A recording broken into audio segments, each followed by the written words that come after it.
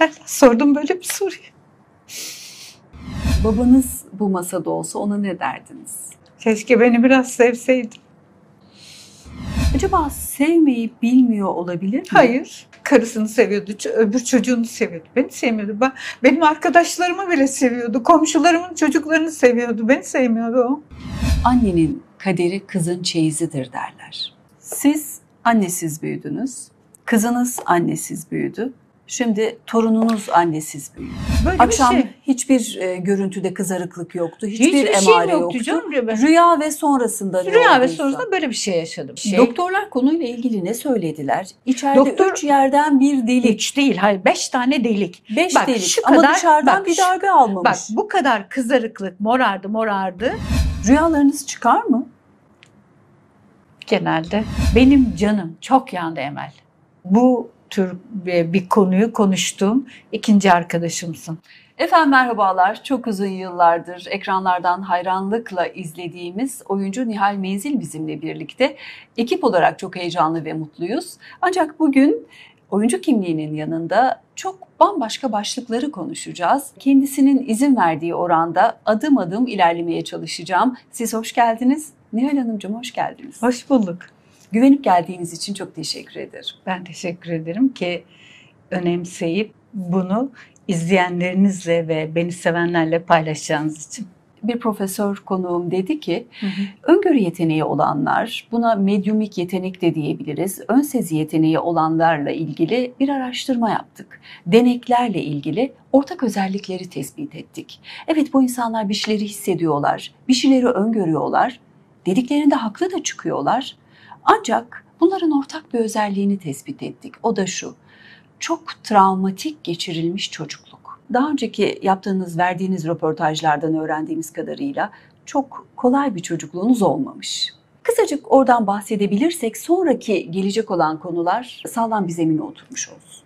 Şimdi insan hayatta bazı şeyleri seçebiliyor, bazısını seçemiyor. Yani doğduğun ev kaderindir, doğduğun topraklar kaderindir diyoruz ya. Belki farklı bir ortamda, farklı bir ailede olsaydım bunları yaşar mıydım bilmiyorum. Ama benim kaderimde bu böyle bir başlangıç varmış. Annem babam 2,5 yaşında ayrılıyor. Ben 7 yaşına kadar babaannem büyütüyor. 7 yaşından sonra babamın yanına geliyorum. Tabii ki memur çocuğu olduğum için hani maddi anlamda da hani çok şaşalı bir hayatımız yok. Ama o çok önemli değil. Böyle ne bileyim evinizde soba yanıyordur. İlle de kaloriferli olması gerekmiyordur ama o sobanın etrafında da böyle sıcacık işte anne baba evlat ilişkilerinin olduğu aileler de var. O insanı başka büyütüyor bana göre. Ama benim öyle olmadı. Psikolojik olarak da ben çok ilerleyen yaşlarımda sonradan fark ediyorum. Bende çok travma bırakmış. Evet, travmalı bir çocukluk yaşadım.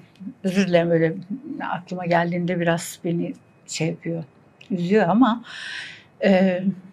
yıllar sonra bunları paylaşmayı öğrendim. Önceden hiç anlatamıyordum, konuşamıyordum, hep içime atıyordum. Babanızla olan ilişkiniz şiddet merkezli bir ilişkiydi. Daha önceki yayınlarınızdan bunu biliyorum. Evet. Anneniz hiç yok konuşmalarda. Anneniz nerede?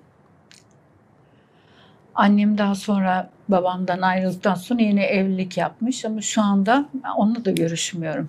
Siz büyürken hiç irtibatınız olmadı mı? Ben 17 yaşında annemi tanıdım. Siz bir sınava girecektiniz. O zamanlar ilkokul 5 seneydi, 4 yıl değildi. O 5 yılın sonunda ortaokul düzeyinde imtihanlar var, yatılı. İşte öğretmen okulu, hemşirelik okulu falan. Bunlardan bir sınav tarihi geldi. Hemşirelik ve öğretmen okulu şeylerini dolduracağız. Müdürümüz de kimliğime bakarak teyit ediyor, işte anne adı, baba adı falan. Ben anne adı ve annemin adını söyledim. Dedi ki kızım, dedi, annenin adı o değil bu. Yo dedim, değil. O da dedi ki galiba annenin 2 adı var. Annemin 2 adı olabileceğini söyledi. Ben de işte evde sevilen bir çocuk değilim ya, sürekli dayak yiyorum. Kadına şirinlik olsun eve gidince dedim ki anne, dedim, ben senin öbür adını da öğrendim. Neymiş bakalım dedi bana. İşte benim annemin adını söyleyince bir anda rengi gitti. Böyle kala kaldım ben. Sonra derslerim için odama girdim. Babam geldi. O zamanlar böyle yarı bele kadar cam olan kapılar vardı eski evlerde. Babamın silüetini gördüm. Orada bir bıdı bıdı konuşuldu. İçeri girdi. Pataküte. Ben ne olduğunu, niye dayak yediğimi de bilmiyorum o anda. Neyse bir koma durumu olmuş. Kendime geldikten sonra babam bunu açıkladı bana. Biz dedi annenle ayrıldık dedi. Annemi kötüleyerek konuştu tabii ki. Ayrılıklarda genelde böyle oluyor. İşte anne babaların bunu yapmaması lazım. O tarihte ben bir de anneme düşmanlık bir şey yaptım. Yani yani benim annem nasıl bunu yapar falan. Ondan sonra şey oldum. Acaba annem nasıl bir kadın? Bana benziyor mu? Sonra birilerinden şey duydum. Annesinin de aynı burada dudağında ben var. Yıllarca ben hep beni olan kadınlara acaba benim annem olur mu, olabilir mi diye baktım. Neyse aradan yıllar geçti. İşte evlilik olayında benim düğün davetiyelerim, benim annem babam aynı memleketli, Sivaslı. Davetiye veriliyor. O da bir şekilde öğreniyor. O da kocasıyla düğüne gelmeye kalkıyor. Tabii tabii asker olduğu için babam düğün salonuna aldırtmıyor. 40 gün sonra bir gelin mevlütü okunuyor ya. Evet. O mevlütte akrabalar yani ortak olduğu için birisi bana dedi ki annen seninle görüşmek istiyor dedi. O arada kayınvalidem koridora geldi. Dedi ki benle dedi konuşabilirsiniz. Çekti kadını konuştu. Sonra onlar gitti, mevlüt bitti. Eşim falan hepimiz akşam oturduk. Eşim dedi ki ben anneni görmek istiyorum. Yani anlatılanın ne kadarı doğru. Ben de istiyorum dedim. Yani kim benim annem? Nasıl biri? Benziyor muyum? İyi mi kötü mü? Neyse bir randevu oluşturuldu. Kayınvalidemin evinde toplanıldı. Akrabalardan da gelenler oldu. Ben salona girdiğimde beni olan kadını aradım. Tabii kimsenin beni yoktu dudağının üstünde. Sonra öğrendim ki anneannemde ben varmış. O bana anneannemden geçmiş yanlış bilgi. Neyse annemle tanıştık ama o sıcaklığı, o anne kız şeyini, o heyecanını duyamadım ben. Anneniz duydu mu? Şimdi bana söylenen annem hep yıllarca benim yani tabii ki benden başka da bir çocuğu yok. Hani ne olabilir ki? Tabii ki sevecek. Tabii ki tek çocuğuyum. Tabii ki özlemiş olabilir. Başka çocuğu da olmadığı için hani bir de o gerçeklik var.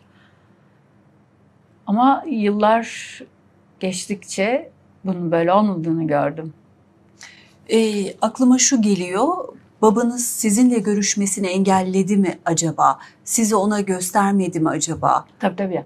Bunlar olmuş mu? Olmuş. Çünkü sert mizaçlı bir babanız Evet, var. evet. Asker kökenli de. Evet. Acaba kızımı sana göstermeyeceğim deyip böyle Bir şey duvar söylemesine örmüş gerek olabilir mi? kalmamış canım. Hep taşınmışlar falan yani. Ben tabii onları o aşamalarda bilmediğim için bilmiyorum. Siz 17 yaşından daha mı erken evlendiniz? Kaç ay? Aralık diyelim. Ocak, Şubat, Mart. 4 ay içerisinde bütün şeyi yaptık ama o arada bir tık yıl geçmiş oldu. Yani 16'da başladı, 17'de. Yani benim eşim öldüğünde 12 Eylül'de trafik kazasında Eylül'de eşim öldü. Aralık'ta ben 18'ime bastım. Yani 18'imi doldurdum pardon. Daha doldurmamıştım. Bu konuları, bu detayları neden konuştuğumuzu az sonra çok daha iyi anlayacaksınız. Çünkü bilimin, doktorların sessiz kaldığı bir şey deneyimledi Nihal Hanım. Hala cevabını arıyor. Kendi de çok merak ediyor. Az sonra o konuyu konuşacağız. Fakat benim çok korkarak zikrettiğim bir deyim vardır, bir atasözü vardır, bir söylem vardır. Annenin kaderi kızın çeyizidir derler.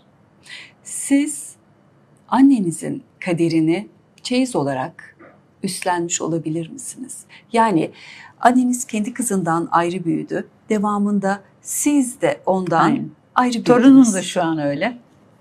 Evet. Torunumla hayatımı yani herkesi bir tarafa atıyorum. Onunla yaşantımda o kadar çok şeyin farklı da olsa aynı şekilde cereyan ettiğini görüyorum. Bu konuya çok girmeyeceğim. Sizin hassasiyetlerinizi Neden o zorlamamak döngü için. nerede kırılır, ne yapılması gerekir onu da bilmiyoruz. Yani girmek istemediğim konu şey değil. Yani mesela bir şey yaşıyorsunuz. Ben çocukluğumda şöyle bir şey, babamdan hep dayak yiyordum ya, bir küçük örnekle anlatayım. Sürekli şunu söylüyordum. Bir gün büyüyeceğim, evleneceğim. İnşallah kızım olur. Ona hiç tokat atmayacağım, onu hiç dövmeyeceğim. İnşallah o öyle bir eli maşalı olsun ki o dövsün herkesi. Kaderimi yazmışım. Öyle bir çocuk mu oldu? Yani sonuç öyle oldu. Peki. Bu konuya çok Evet. girmek istemiyorum. Yani. Size söz verdiğim İşte için. sözlere dikkat etmek gerekiyor Evet. ya. Hani sözler cümleleriniz oluyor, kelimeler, cümleler kaderiniz olabiliyor. O yüzden konuşurken hep iyiye dair konuşmak, niyetlenmek gerek. Babanızla ilişkinizin hep şiddet merkezinde ilerlemesi. Babalarımız artık dede olduktan sonra yumuşarlar ve çocuklarıyla çocuklukta kurulamayan bağı kurmaya çalışırlar. Sizin günün sonunda ya da ömrün sonunda böyle bir helalleşme süreciniz oldu mu? Hayır, örneklemeye kalksam sinirlerin zıplar burada. Bir örnek verin. Şimdi benim çocukluğumdaki olay neydi? Evde üvey anne vardı. Ben dayak yiyen bir çocuktum. Hepsi tabii üvey anneden kaynaklı değildi. Onun da nedeni olduğu başka konularında. Yani benim dayak yemem için bir nedene de gerek yok. Kalk oradan deyip tak vurabilirdi yani öyle bir adam. Ha bu arada mesela insanlar şunu düşünebilir. Benim babam iyi bir insan ama kötü bir baba bana. Yani babamın başka çocuğu var. Üvey annemden olan. Ona bir tokat bile vurmamış. Senin babansa benim de babam. Senin yaşadıklarını ben yaşamadım ki. O sen tekne kazıntısı el bebek gül bebek büyüdüm. Benim öyle bir durumum olmadı ki. Yaş farkı var mı aranızda? Yani size bunlar olurken o da bunu görüyor muydu? Şimdi o çocukla benim aramda bir kardeş daha var. O denizde boğularak öldü. O daha küçüktü. Yani 6 yaşında, 5 yaşında bile değildi. Üvey anneniz evlat mı kaybetti? Evet. Ondan sonra işler daha da zorlaştı mı sizin için? Zaten kardeşim vefat ettiğinde ben o evde değildim artık. Yani evlenip ayrılmıştım ya. Ha. Onun, Allah'tan ölümüne ben şahit oldum. Çok dünya iyisi bir çocuktu. Allah rahmet eylesin. Evet. Yani hayatta olan kardeşimin kurduğu cümleye bak, diyor ki sen de babam asker olduğu için hani emekli maaşı bağlanıyor ya dul eğitime. Evet. Hem diyor parasını yiyorsun diyor hem de diyor babamı kötülüyorsun. Ya babamın yaptığını anlattım. Ben bunu anlatırken babamı kötülemek derdinde değilim. Ben böyle bir hayat yaşadım. Kendi hikayemi anlatıyorum. Kendi hikayemi anlatıyorum. Ha ben bir de bir şey söyleyeceğim. Ben bunu anlatmak için yola çıkmadım. Bu ilk anlattığım zaman o katıldığım programda ben çok eğlenceli bir kadınım. Gülüp eğlenmek için gittiğim bir programdı. Ama sorular bir yerden girdi. Böyle bir şey oldu. Bir anda 30 yıllık meslek hayatımda ben kullandığım tek kelime şudur. Ben asker kızıyım. Şerefli bir Türk askerinin kızıyım. Benim babam düzgün bir adam ama iyi bir baba değildi. Bana değildi. Oğluna değil, bana değildi. Bunu da ben şeye bağlıyorum. Annemle ayrılığına bağlıyorum. Hani karı koca ayrıldığında birbirlerine olan nefreti, hani çocukları severken bile şöyle diyorlar ya. İşte sen babanın kızısın, sen annenin oğlusun. Demeyin bunu ya. İkinizin ortak çocuğu bu. Sizin babanız der miydi? Hı? Anasının kızı der miydi size? Anasının kızı demezdi ama başka bir cümle kullanılıyor. Onu kullanmak bile istemiyorum. Çünkü sinirlerim bozuluyor. Yani hakaret içerikli ama öyle bir şey olduğundan değil. Yani çok özür dilerim söz meclisten dışarı. Hani birine eşek sıpası dersin, o eşek olduğu için değil ama o bir tabirdir ya. Evet. O tip bir tabir ama ben yani üzülüyordum. Bunları hiç kimse düşünmedi. Yani hiç kimse derken benim babam bunları düşünerek yapmadı. Bayramda, seyranda da hiç böyle bir sarılma, öpüşme olmaz mıydı? Ya evlilik olayından sonra benim bütün olayım bitti. Eşimin vefatından bir süre sonra ben babamın yanına gittim. Yine olmadı. Beni evlendirmeye kalktı. Ben istemedim. Ondan sonra da çocuğumdan ayırdı zaten. Yani biraz da benim çocuğumla yaşadığım bu travmaların çocuğumun benim yanımda olmaması. O kadar çok mesaj aldım ki Emel, anlatamam sana. Çok fazla insan kendiyle özdeşmiş. O kadar çok benim yaşadıklarımı yaşayan var ki. Ben böyle bir baba kız ilişkisinde böyle imrenerek bakıyorum, evladını seven baba, babasına aşık olan, o deli gibi baba baba diyen kız çocuklarını gördüm. Hiç yaşamadığım şeyler, çünkü tuhaf geliyor bana. Siz sarılmaya kalktığınızda iter miydi? Hiç sarılmadık ki, denemedik bile. Benim babamla tek temasım bu. 5 kardeş, bu eliyle. Bunun dışında hiçbir temasım olmadı. Yani saçımı okşayıp benim canım kızım demedi. Yahu ben ölmeden önce telefonla konuşuyoruz. Bana dedi ki, ben dedi seni dedi beğeniyorum dedi. Başı kapalı roller oynamanı. Teşekkür ederim dedim. Sen bizim kızımızsın, o yüzden dedi. Böyle dedim ki baba, o rol. Oyunculuk iddialı bir meslek. Hele sizin, kaç yıldır biz sizi görüyoruz ekranlarda? 29'a girecek, yani 30 seneye 30 yaklaştım. yıl. 30 yıl öncenin oyunculuğu hele sizin gibi konservatif yapıdaki aileler için tehlikeli. Bana, İtiraz ettiler mi? Kimsenin itiraz edecek hiçbir şey olmadı. Ben tesadüf oyuncu oldum zaten. Yani birinin kalkıp da niye oyuncusun deme şansı yoktu. Ama babamın o cümleyi kurması, başı kapalı roller oynadığım için, işte hani sen bizim kızımızsın. Daha Anadolu kadınını canlandırıyordunuz. Evet. Yani ben zaten bu topraklarda doğdum, büyüdüm. Bu toprakların kadınlarını canlandırdım. Yani çok doğal bir şey bu.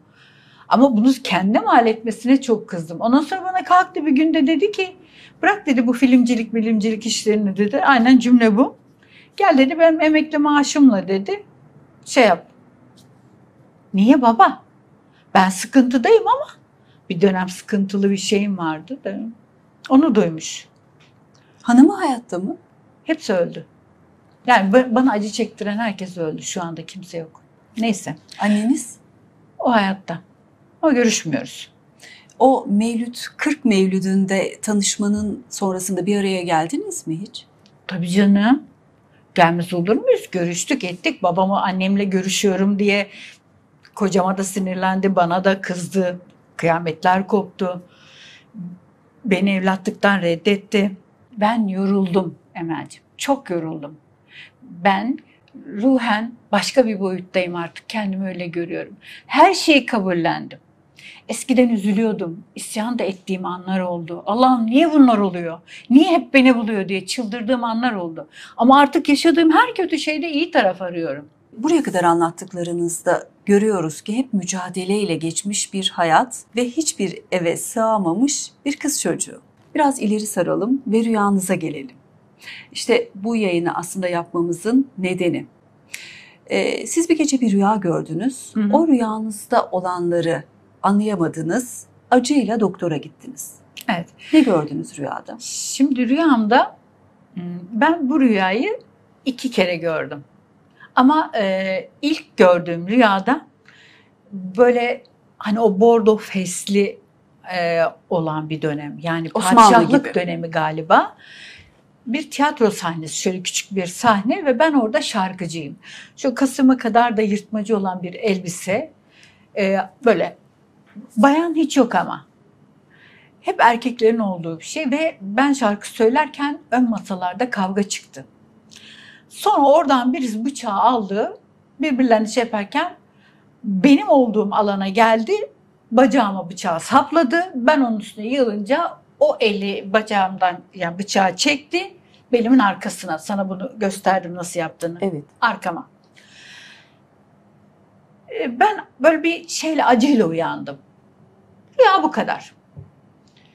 Sonra tekrar uyudum. Sabah oldu, kalktım. Allah, bacağımda ve belimde bir yanma. Sana anlatamam. Böyle şu bardağın şey kadar, yani küçük bir çay tabağı ya da fincan tabağı gibi düşünün. Bir alan önce kızarmaya, sonra morarmaya başladı. Ben de o zaman Şişli'de oturuyorum. Ok Meydanı Devlet Hastanesi var Şişli'de. Durdum, oraya gideyim. Öyle özele falan gidemiyoruz o dönem. Yanıyor ama bacağım. Neyse gittim. Doktor şey yaptı, önce bir temizledi. Temizledikten sonra böyle bir şöyle şu kadar bir alandan deri kalktı. Kalkan derinin altta 5 tane delik var. Ve iltihap çıkıyor. Sen dedi ne yaptın böyle dedi bana. bir şey yapmadım dedim, bilmiyorum yani dün hiçbir şeyim yoktu. Ama dedim kalktım sabahtan beri böyle, yani ben sana söyleyeyim saat 2 gibi falan doktordayım. Yani sabahtan 2'ye kadar o önce kızardı, sonra morardı ve iltihap. O kadar hızlı gelişti ki o alan. Belime de bacağıma da hiçbir şey yapamadı tabii. Yani o iltihabı sıkmaya çalıştılar. Ben çığlık kıyamet, diren takmak istediler. Kıyameti kopardım. Neyse pansuman yapıldı. Pansumanla bir süre sonra iyileşti. Ben bu rüyayı da bu iyileştikten sonra onu da unuttum. Yalan olmasın, tam tarih olarak hatırlayamıyorum ama 2 seneye yakın bir süre sonra ben bu rüyayı bir daha gördüm. Aynı rüya. Evet, ama bu sefer kıyafetim yani dansçı mıyım? Yine sahnedeyim. Fakat sadece buramdan kurşun yedim. Arkaya bir şey olmadı. Yani bu sefer silahlı ateşle yaralandım. Yine aynı yer. Sana gösterdim yani. Evet. Ama o zaman sadece hafif bir kızardı. Öyle iltihap sıkma, hani öyle yani çıban vari bir şeydi. Şimdi ben doktora dedim ki bu çıban mı? Hayır, bu çıban değil dedi bana. O ilk gittiğimdeki doktor. Evet. Sonrakinde, Zona değil, çıban değil, ne Hayır, olduğu hayır. belli değil. Zona Ama içeride zaten- 3-4 delik var. Zona zaten böyle minik minik böyle çiçek hastalığı gibi bir şey oluyor. O kaşıntı falan yapıyor. Onu da geçirdim sonradan da. O başka bir konuyla alakalı, üzüntüyle oldu. Ama bunun ne üzüntü ne bir şey gördüğüm bir rüyanın akabinde ertesi gün aynı yerde bu olması ve dediğim gibi belki 1,5 sene, belki 2 sene sonra yine, ama bu sefer ateşli silahla tek kurşunlu. Zaten sonraki o işarette gördün. O Evet. kurşun deliği, yani bıçak izinin üstünde kurşun deliği. Şimdi ben bunu anlamlandıramadım, nedir ne değildir. Bir gün bana kimden hatırlayamıyorum. Ya tabii çok zaman geçti. Yani 30 sene falan oldu bu olayları anlatma. Dendi ki bazı insanlar, bu arada ben şunu söyleyeyim. İnancım gereği ben reenkarnasyona inanmıyorum. Ama şu söylendi bana. Bazı insanlar bir önceki, yani reenkarnasyona inananlar bunu söylüyor. Bir önceki bedenindeki işaret bir sonraki bedeninde de aynı yerden Kendini tekrar gösteriyor. Ya doğum lekesi gibi doğuştan ya da sonradan bir şekilde oluyor, yine aynı yer falan. Acaba bu nedir ne değildir? Ben hep bunu merak ettim yıllarca. Sana da anlatmaktaki gayem oydu.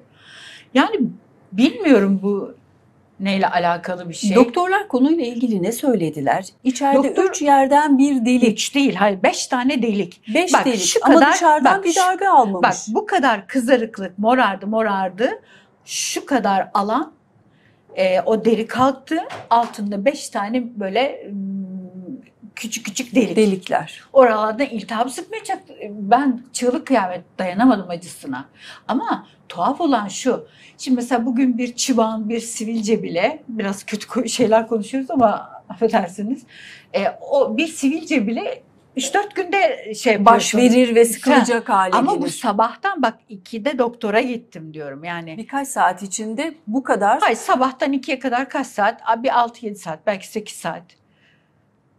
Böyle Akşam bir şey. hiçbir görüntüde kızarıklık yoktu. Hiçbir Hiçbir emare şeyim yoktu. canım. Rüya ve sonrasında ne Rüya ve olduysa. sonrasında böyle bir şey yaşadım. Doktora bu deneyiminizi anlattınız mı? Yani bu kısmını. Ben Yok. rüyamda böyle görmüştüm diye. Onu öyle hiç aklıma gelip de öyle bir şey yapmadım. Ben dedim kalktığımda böyleydi.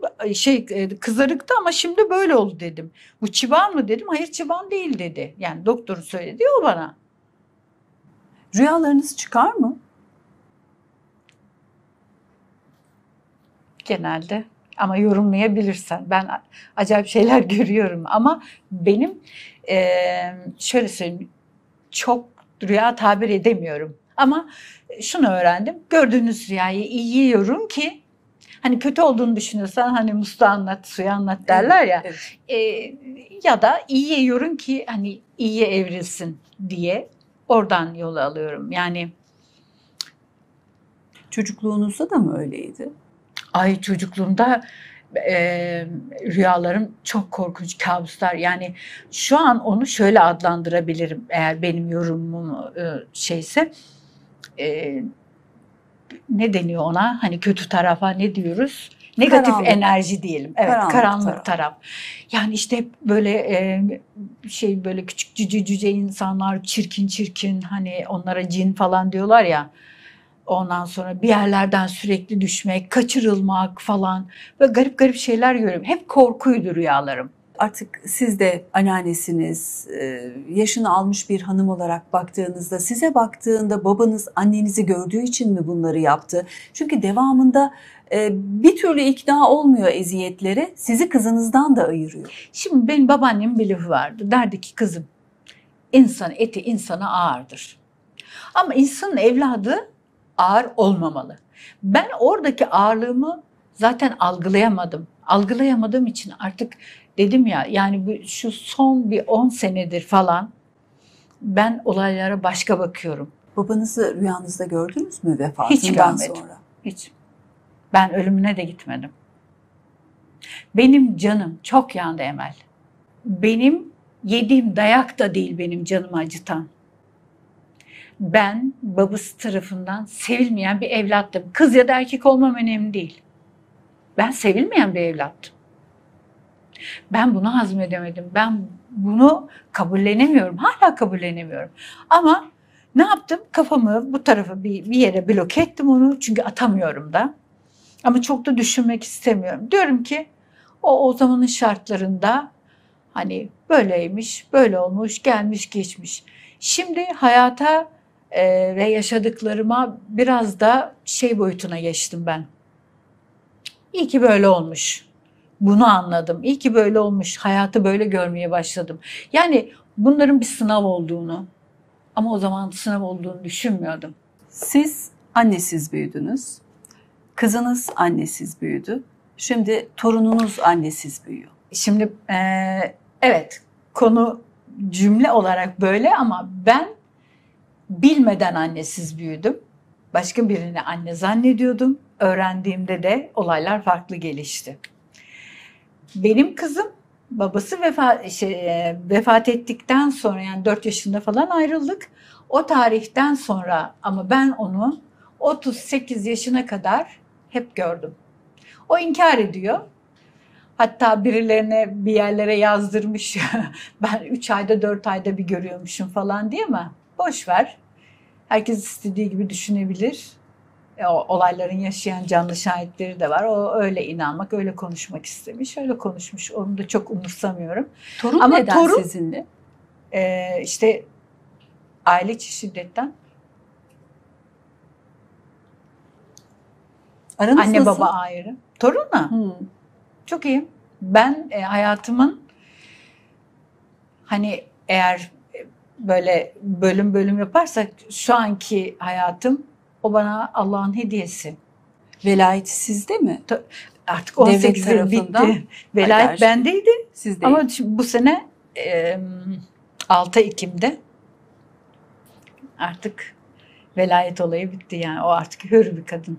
Peki izin verirseniz psikologların sorduğu soruyu sorayım size. Çocukluğunuzdaki Nihal buraya gelse ona ne söylerdiniz? Ay, ben ona sarılır ağlarım.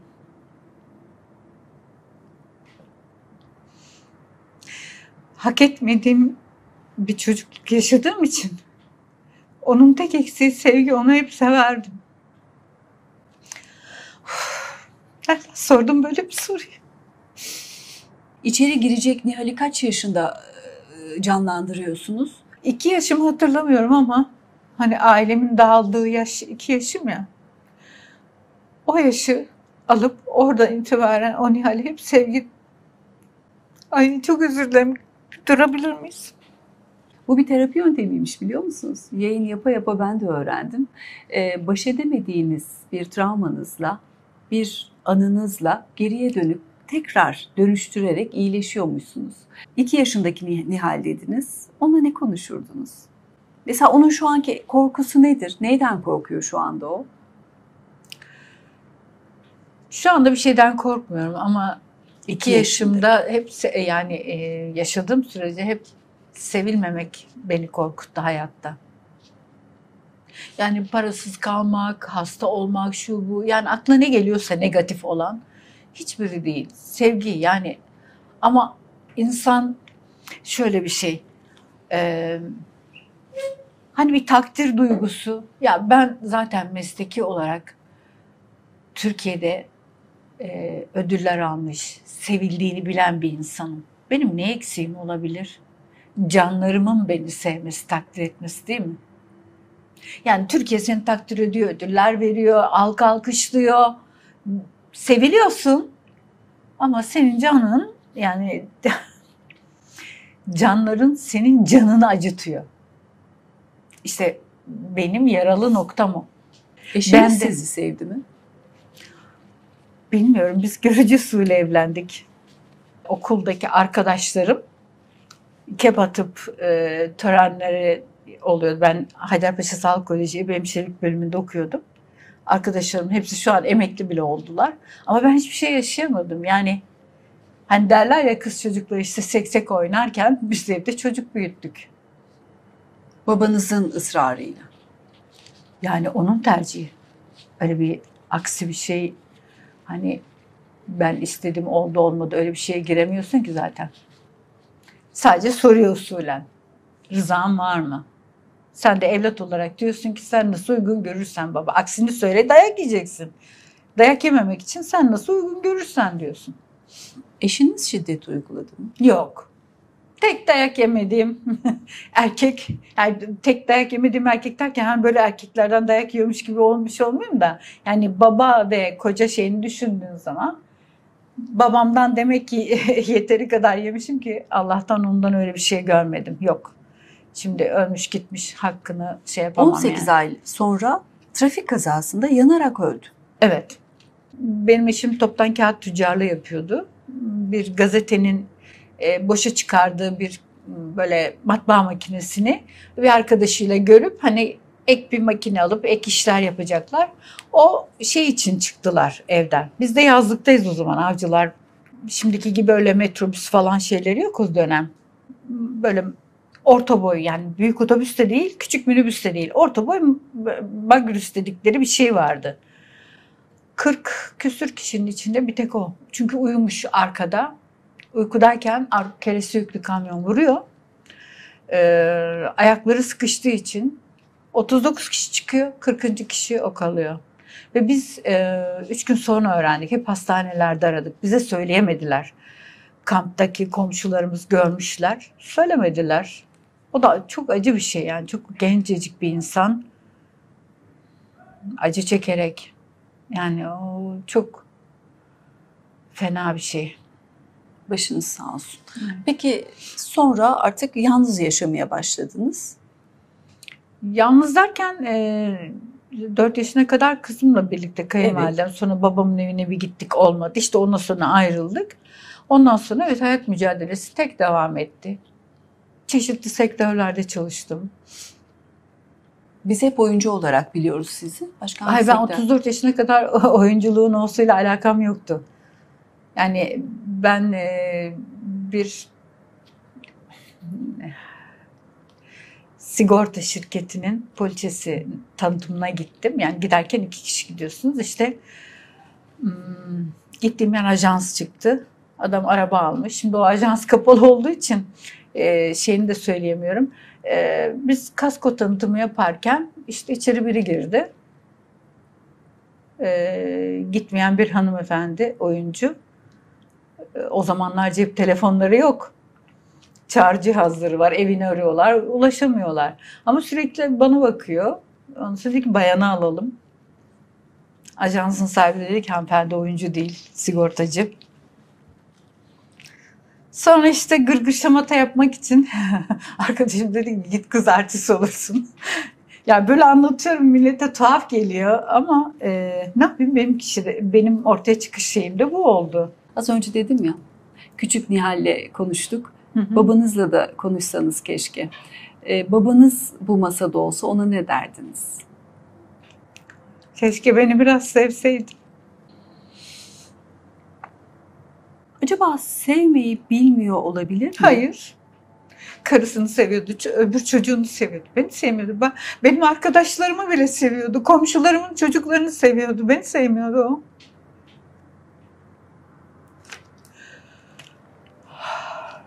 Ya insanlar da şimdi izlerken böyle şey olarak düşünmesinler. Ben 30 yıllık meslek hayatımda ilk defa bu sene böyle şeyler konuşma, anlatma nasip oldu. Tesadüf. Demek ki insanlarla paylaşmam gerekiyor diye düşündüğüm için. Ha diyeceksin ki senin derdin millete ne? Öyle düşünen de olabilir. Olur Ama mu? öyle Aynı düşünmeyin. yerlerden yaralanan insanlar var. Beni özellikle kız çocuklarının babaları lütfen görsünler beni. Çocuklarını, kız çocuklarını sevsinler. Sevsinler. Çünkü birine güvenmek çok zor oluyor. Anlatabildim mi? Çok zor. Benim bir patronum bir gün bana dedi ki, ay Nihal dedi, fenalık geçirtiyorsun insana dedi. Niye dedim? Dananın altında buzağı arıyorsun. Biraz dedi insanlara güven. Hani anlatabiliyor muyum? O kadar hayata güvensizim. Ama bir o kadar da güveniyorum. Kalben güveniyorum yani. Ama bir şey gördüğümde de bir daha dönemiyorum. Yani böyle bir duvar örüyorum kendi kendime. Elimde değil bu. Ha diyeceksin ki yani bu şeyle alakalı bir psikoloğa gittim mi? Genelde bunu söylüyorlar bana. Gitmedim, gitmek de istemiyorum. Ben yaralarımı kendim tedavi ediyorum. Kimsenin derdi bir anda bitmiyor. Psikoloğa gitmeyi şey yapmaktan değil, yatsımaktan değil. Gidenin de derdi bitmiyor. Başka bir şey başlıyor. Ben kendi kendime çözmeye çalışıyorum. Sana getirdiğim şeyi gördün. Yani ya örgü örüyorum, ya puzzle yapıyorum. İşte bir kelimelik diye bir oyun var. Sürekli onu oynuyorum. Çok sevdiğim arkadaşlarımla bir araya geliyorum. Zaten 3-4 tane, yani 5 tane bile değil. Ha çok arkadaşım var, çok insan tanıyorum. Başka bir şey ama dostluk yaptığım çok az. Bana güvendiğiniz için çok teşekkür ederim. Canımsın ya sen, şöyle söyleyeyim bak. Çok fazla programcı, sunucu şeyi bilmiyorsun. Hani gittiğinde senin içini mi kanatacak, senin bir açığını Neyle mı arayacak? karşılaşacaksın? Ben kalbime sorduğumda Emel'le olmalıyım dedim. Bu kadar. Teşekkür ederim. Çok teşekkür ederim. İyi ki varsınız. İyi ki biz sizi tanıdık. Teşekkür ederim. Sen de iyi ki varsın. İyi ki bunca yıl mahrem tuttuğunuzu paylaştınız. Hem aynı yerlerden yaralananlara ilaç olmak adına hem de sizin şifalanmanız adına güvenip bizimle paylaştınız. Çok teşekkür ederim. Ben teşekkür ederim dinlediğin için, paylaştığın için. Umarım izleyenler de bizim buradaki niyetimize göre olayı izler, dinler. Yoksa oturup böyle her dakika birilerine derdimi anlatıp bir şey yapan bir durum yok. Yani bu tür bir konuyu konuştuğum ikinci arkadaşımsın. Onu söyleyeyim. Her yerde çıkıp da lak lak böyle kendimi anlatmıyorum. Biliyorum. Onu Biliyorum. bil. İzleyenler de bu şeyden baksın, pencereden. Bu sadece bunun örnek alınacak bir tarafı yok. Ders çıkarılacak bir tarafı var benim hayatımın. Ne dedin? Babam gelse ne derdin? Beni sevmesini isterdin. Buradan çıkaracakları en büyük ders bu olmalı. Kesinlikle. Bacağınızdaki o yaşadığınız rüya deneyimi ve devamında gelenler için de hani havada asılı kaldı gibi ama gerçekte de havada asılı kaldı zaten. Ne olduğu bilinmiyor, değil mi? Hala çözülmedi. Ben çözemedim. Yani kendimle alakalı hani dedin ya, yani rüyaların çıkar mı? Ben bir gün bir arkadaşımın benim arkadaşımın doğum gününe gittim. Annesini de çok seviyorum. Aynı mağazada çalışıyoruz kızla. Doğum günü işte partisi bitti, ayrılıyoruz. Arkadaşımı öptüm. Annesine şu cümleyi kurdum. Allah tamamını erdirsin. Dedi ki neyin tamamı? Doğum günü bu. Ha güldük, ne bileyim belki kızın evlenir falan dedim, çıktım. Benim hiçbir şeyden haberim yok bak. Allah şahidim olsun. Bir hafta sonra nişan davetiyesi geldi. Dedim ki ne alaka? Oo, bizim patronun yeğeniyle bunlar zaten flört ediyormuş. Benim haberim yok. Yani düşün, aynı yerde çalışıyorum. Kimse anlatmadığı zaman ay senin hayatın mıç. Ben böyle girip de meraklı melahat gibi soruşturmam. Yine başka bir arkadaşım 5 kuruş parası kalmamış, evsiz. Ev sahibi çıkartıyor yıllar önce. Ay arabası yok. Arkadaşının arabasını ödünç aldı. Ev arıyoruz kıza. Bir gün o kadar morali bozuk. Nasıl biliyor musun? Sular seller gibi ağlıyor. Lanet olsun dedi. Ev bulamıyoruz. Kiralar çok pahalı. Sanki şimdi farklıymış gibi anlatıyorum ama. Sonra arabada dinlerken dedim ki, bak dedim, benim kapıma dedim kendi arabanla geleceksin. Dağırt dağırt kornayı basacaksın ve seninle keyif çayı içmeye gideceğiz dedim Emirgan'a. Beni dedim götüreceksin. Ya gittiğine dedi güldü. Bak hiç uzun değil. 10 gün 15 gün yoktur arası. Başka bir arkadaşımız var ortak tanıdığımız. Onun da bir erkek kardeşi var. Erkek kardeşi araba modelini değiştiriyor. Diyor ki bu arabayı ne yapacağız? Ya diyor arkadaşımla da Nüvit'in diyor arabası yok diyor. Acaba diyor hani o diyor arabaya çok ihtiyacı var. Ne yapsak? Ya diyor madem diyor hani ihtiyacı var ver parası oldukça öder diyor. Bak şimdi. Evi yok arabası oluyor. Peşinat bile almadan arabayı devrettiler. Samimi arkadaş tabii ki. Arabası oldu ve bana telefon açtı, kornayı bastı, hadi Demir yana gidiyoruz. Yani böyle enteresanlıklar oluyor ama ben bunu bilinçli düşünerek ay işte araya yatayım, ay şöyle yok. Sadece bir his geliyor, bir cümle çıkıyor. Ancak böyle işte onu adlandıramıyorum. Bendeki ne?